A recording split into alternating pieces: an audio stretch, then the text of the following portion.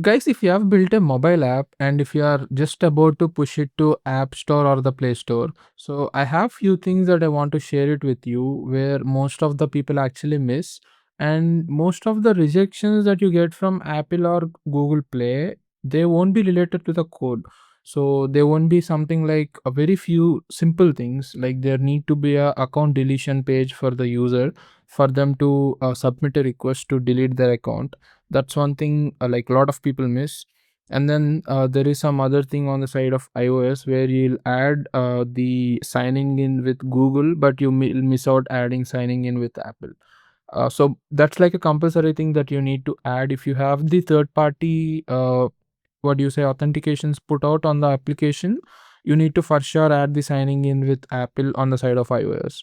So these are few things like we'll be going through all the things that I have understood from my process and few of the things that I have seen people making these problems. So all of those we'll be covering in this video. So first let's get started with it and we'll go with the process. So before getting started, I just want to tell you that this is not you could just trust me when I say this.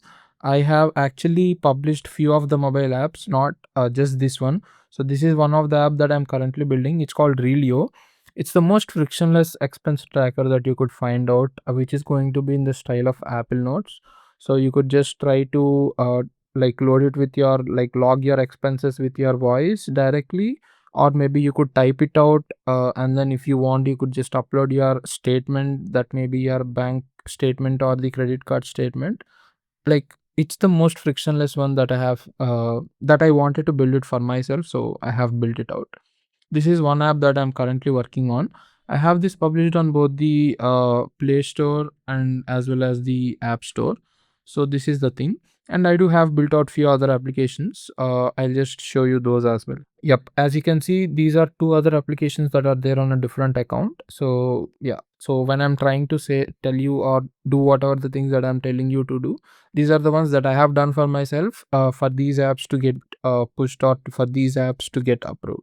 So with that being said, let's get started with the video. So the first thing and the main important thing that I have talked about here is related to the account deletion, right? So if you just check this, I mean, this is a just landing page. It's not at all connected to the backend and nothing like that. But so for every mobile app that you are building, you need to like if the mobile app takes in accounts, like if it allows users to create account, then for sure you need to have this particular page both on the side of the Google and on the side of the iOS. So you need to have this page where the users could submit their details for the account deletion, and you have to process the account deletion process. So this particular link you could put it on the mobile app, so that won't be a problem. So you could just mention and you could just put it in the mobile app. That is the first important thing that a lot of people miss, that you have to take care of. And then the other option that the people miss out, as I have told you, is on adding up the third party authentications. If you're just using email, then not at all a problem. They are not going to force you, or they're not going to put you to add all these. But let's say if you have added any of the third party, like maybe Google, Microsoft, GitHub, anything, for sure you need to have the Apple authentication as well put out on the side of iOS. That's one more thing that you have to take care. And then the next important thing that we have to talk about is with the screenshots. So let me just try to open the App Store here. So I'll just try to open App Store and let me go to my own thing, Relio. So this is the app, right?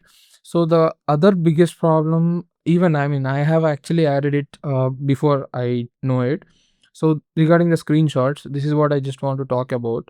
So the screenshots should be in a way where, like, let's say this is the mockup that you have put out, right? So this is the screen that you need to add here, which is whatever the screen that is there on the mobile, like the real app, that exact screen should be added here. So you should not try to make any improvements or like maybe try to add features or add the UI which is not there in your mobile application. So that's a very important thing that you have to take care here. And then you should not be adding any sort of ratings, like the fake ratings or fake testimonials or something like that. That is also like I have without knowing I have added the 4.5 stars or something like that. which they rejected and asked me to change. So later I have changed it out. Yeah, this is the thing. And if you want me to create a video on how to create these screenshots, just let me know. I'll be creating a video on that as well. Like, I mean, I have created a video previously. I'll just leave that out, but this is a different approach that I have followed for this. Like, I mean, this is the newest screenshots that I've created for the Relio that I have recently published. So I have followed a different approach. Let me know if you want me to create a video on that. I'll be doing that. So that is one thing regarding the screenshot. So just take care and only put out whatever the things that are there on the side of mobile application. Just only add them in the screenshots. I mean, you could tweak few things to make like CTR more CTR or something like that, but make sure don't try to what do you say, put out the things that are not there. And the next thing that we have to talk about is regarding the subscriptions part. So let's say if your mobile app, like let's say if you are building a digital product, so digital product can be in many ways. Like let's say if you are selling ebooks, or maybe if you are building mobile apps like me. So if you are building a mobile app for like let's say in this case, this is an expense tracker which is going to have a subscription. So that's also considered as a digital product, right?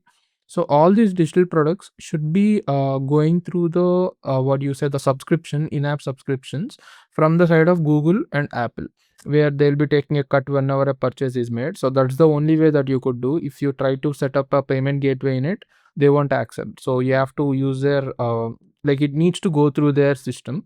But let's say if you are building something different, like maybe most of the people who are watching this video, they'll be building the digital products or something like that.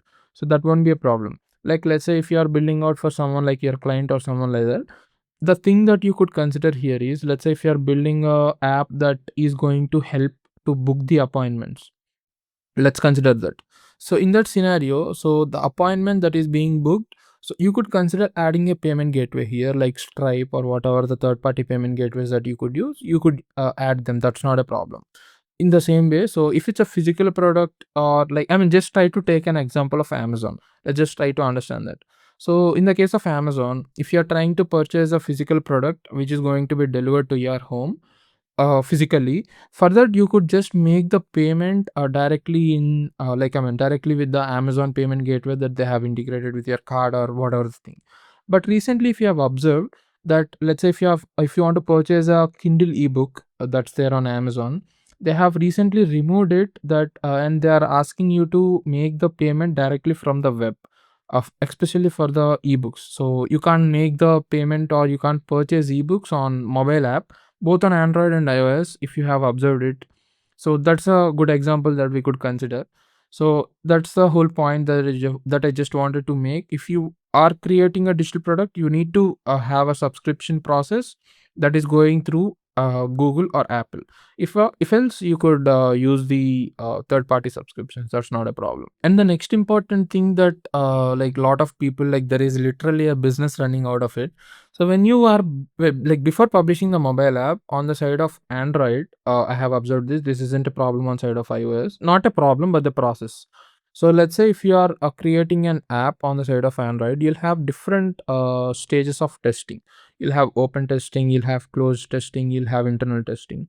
So the thing here is that I mean, I'm on an individual account. So when you're creating the developer account, Google is going to ask you if you are a business or if you are an individual. So I have created both on the side of business and individual. So I have the idea so that I could share it with you. This is the individual account that I've created. So in this account, for the mobile app to be approved, or at least to be sent for the review in the production, you need to have the mobile app in closed testing, and you need to have 12 people, or I guess 14 people, 12 people or 14 people registered, and they need to be opted in for the testing, and they need to be there here for 12 or 14 days, I guess. I mean, I'm just not sure with the exact numbers, 12 or 14. After you complete that particular thing, like for 14 days or 12 days, then you'll be eligible to apply for production access. Or else you just have to be in the testing until that 14 days. Like let's say if 5 people join today, and there are like let's say another 5 or 6 people or 7 people that are need to be joined. So the thing here is that only, like let's say we'll consider the number as 12, that 12 people needs to be joined, and it needs to be there for 14 days. So let's say 5 people joined today. and that 14-day count won't start today. So that 14-day count only starts when all the 12 people opted in. So that's the day one for you. So you can't, what do you say, the day doesn't count if there are 4 or 5 people. So the day counts when all the 12 people are opted in. From that time you need to be there in, like, all the people needs to be opted in for 14 days, and then like few basic questions would be asked, and after that you could submit your app to review for production, and it's going to be, if there isn't any problem, it's going to be approved. So that's the process on the side of the individual account. So to be honest with you, I have actually been uploading apps on the side of a business account as well. So I don't actually have all these process on the side of the business account. I'm not sure, like I haven't checked with many people, but like on the side of business account, like when you are creating the developer, if you are registered as a business, I don't see any process being there. I'm not sure. I mean, that's like this account is registered in India. That account is not in India, so that's in a different country. Maybe if that's a different country, that's the process, or I'm not sure. Like there isn't any 14 days, 12 days, nothing like that. If you have the app, you could just put to production and send it to review. If it's approved, done. If it's not, you have to make the changes and push it again. So that's the thing. I'm not sure if if that is the same case in India for business accounts. I just have to check with that. But yeah, that's the thing that I have identified and noticed.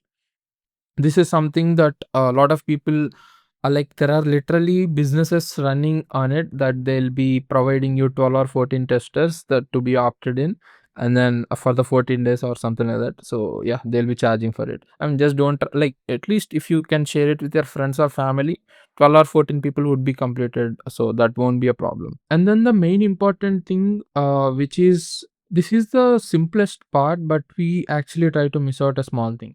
So if I just go to the privacy policy that I have in my page, so this privacy policy, you will be creating it and you'll be linking it in the like the Play Store, like the Play Console and the App Store Connect. But you'll miss out this. You'll miss out putting this particular thing in the mobile app. So this needs to be there for sure on the side of paywall as well. It needs to be there on the paywall. It needs to be there in the mobile application. So make sure to put that out on the side of both the things. That is another thing. And one more important thing, as I have got the topic of paywall. So I got rejected once on the side of Apple regarding the paywall. What exactly I got rejected is very simple. So I'll just get a smile in my face if I just remember it. What happened was I actually created a paywall. So I'll just show you an example as well so that you'll get the clear idea.